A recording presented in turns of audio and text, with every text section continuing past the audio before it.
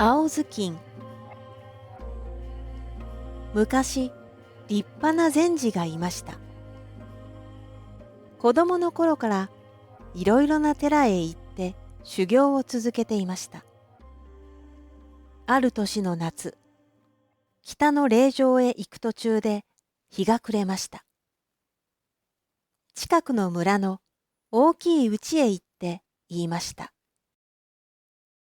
すみません、今晩泊めてください。すると、禅師を見た人はみんな、鬼が来たと言って逃げました。家の主人が出てきて、禅師の顔をよく見ました。ああ、あなたは鬼じゃありませんね。どうぞ入ってください。そう言って、主人は禅師をもてなしました。この村には鬼が来るんですか？ああ、すみません。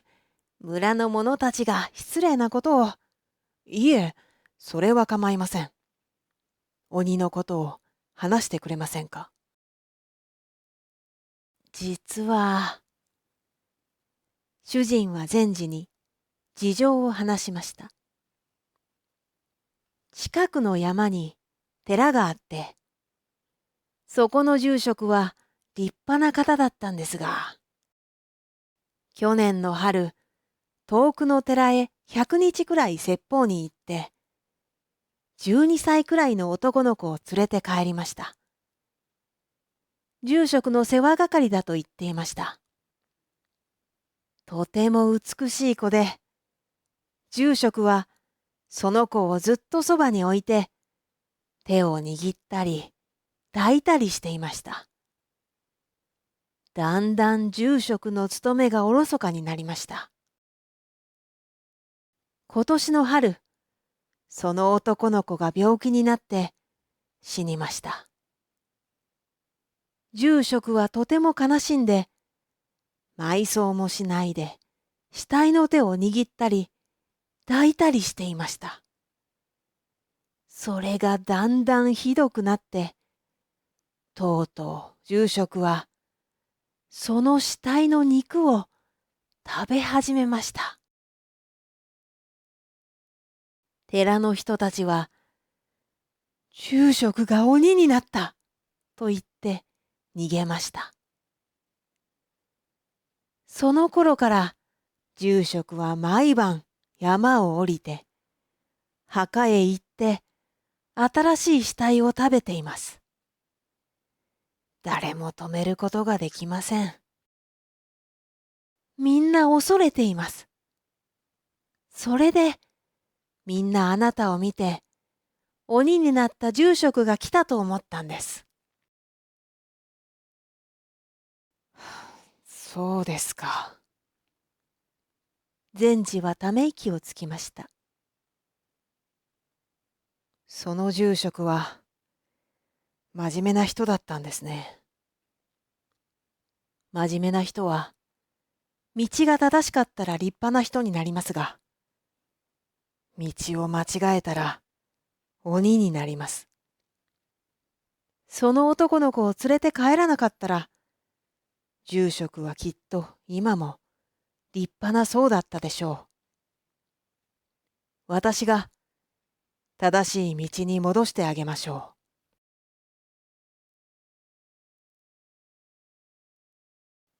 う。禅師は次の日の夕方、その寺へ行きました。荒れた門をくぐって釈上を鳴らしました。すみません。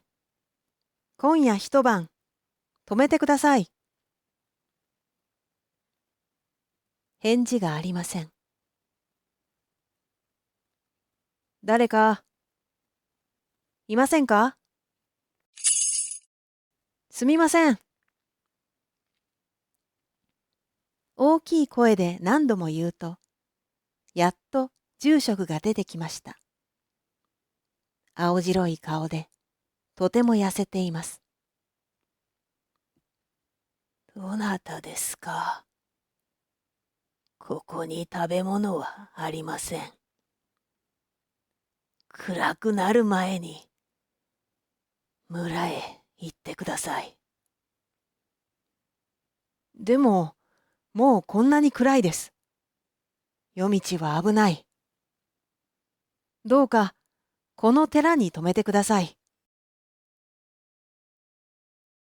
ここも安全じゃありませんが、好きにしてください。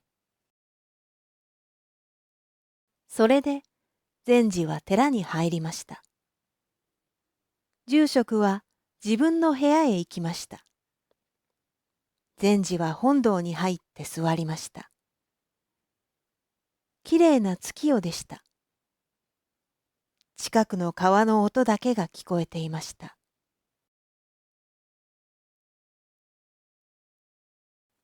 真夜中、住職が部屋から出て本堂へ来ました。何かを探しています。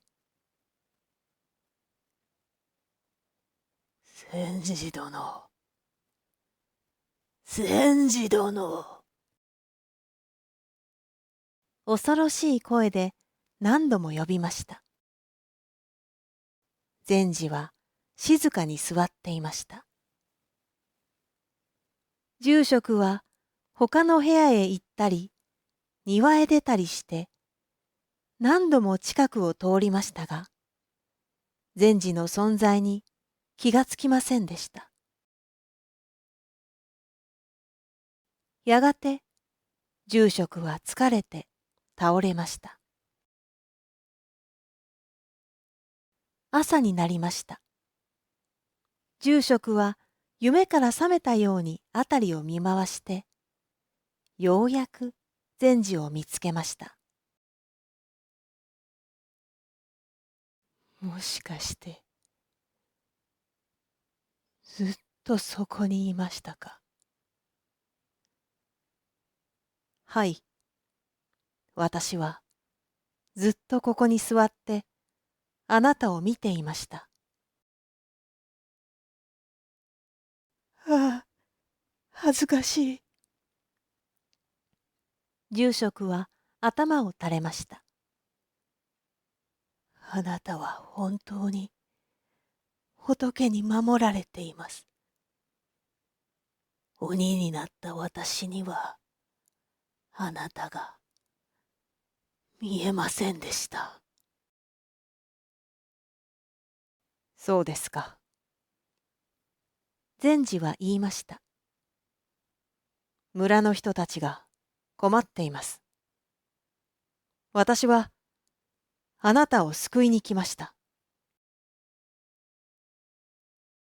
どうか私を救ってください。正しい道を教えてください。住職が言いました。それで善治は自分の青い頭巾を住職にかぶせて言いました。光月照らし小風服。栄や清少何の所依ぞ。これは禅の教えです。この意味を考えてください。意味が分かったとき、あなたは正しい道を見つけることができるでしょう。住職は庭の石の上で座禅を組んで、善治が教えた言葉を繰り返しました。光月照らし小風服。平野清少何の所依ぞ。善治は山を降りて北の霊場へ行きました。1年後、善治はまたその村を通りました。同じ家で宿を求めて住職のことを聞きました。ありがとうございました、善治様。あの日から鬼は来なくなりました。でもみんなまだ怖くて山へ行きません。住職のことは誰も知りません。そうですか。もし死んでいたら、正しい道を見つけて成仏したのでしょう。もし生きていたら、私の弟子です。確かめなければなりません。次の日、禅師は寺へ行きました。前に来た時より草が伸びて、建物は倒れて苔むしていました。庭の石の上を見ると、青い頭巾をかぶった住職が、最後に見た時と同じ姿勢でそこにいました。痩せて、髪もひげも長くなっていましたが、小さい声でつぶやいていました。光月照らし小風服。平野清少何の所依蔵。禅師は釈上を持ち直しました。何の所依ぞ。そうです。あるがままを受け入れて、執着を捨てなさい。そう言って、釈上で住職の頭を打ちました。すると、住職の体は一瞬で溶けて消えました。石の上に青い頭巾と骨だけが残りました。住職はこの時、ようやく執着から解放されて成仏できたのです。村の人々は集まって寺を直して、この立派な禅師を新しい住職として迎えました。その寺は今でも禅寺として崇拝されています。